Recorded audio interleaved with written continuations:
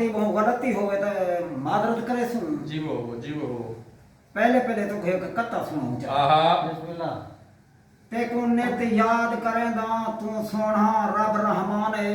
वाह वाह ते को नित याद करेंदा तू सोना रब रहमान है वाह सिफत रब दी है अंदर वड़ा तेरे महबूब दा शान है वाह वाह वाह वाह मेरा वो मतलब तुसा भूल जो तुसा मेरी कौन है ते क्या है आओ तो को पता ही वाला अपना सुनाई बजा आहा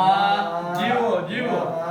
आ मेरा भिरा ते को पत्ता दे मां पत्ते मेरे दा खास निशान है वाह खू मेरे दा ना है पीर वाला रुबाह दे नाल दरखान है वाह वाह कानपुर शहर है कोल मेरे होया रादी रब रहमान है वाह वाह काम मेरा है नित मजदूरी ब्या रड़ रहमान मेरी गुजरान है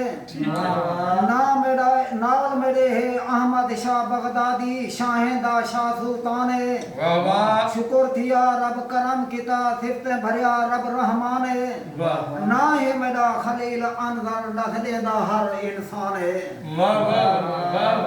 वाह वाह जिंदाबाद से अंजर सर वाह अगर इजाजत होवे तो अगते थोड़े ज्यादा बिस्मिल्लाह मैं तो क्या पूछ दी मेरा हाल पूछ मेरे मुर्शिद उस्ताद कनू आहा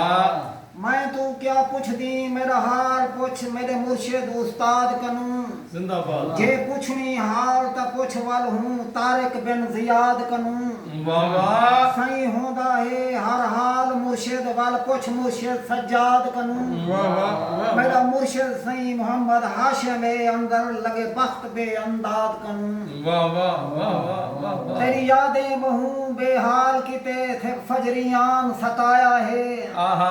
एहसान इन सही रब सोहने दे जय मुर्शिद आन मिलाया है वाह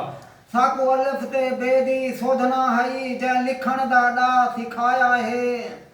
ना पुजदे पार कदाही अनदर साको रहबर रस्ता लाया है वाह वाह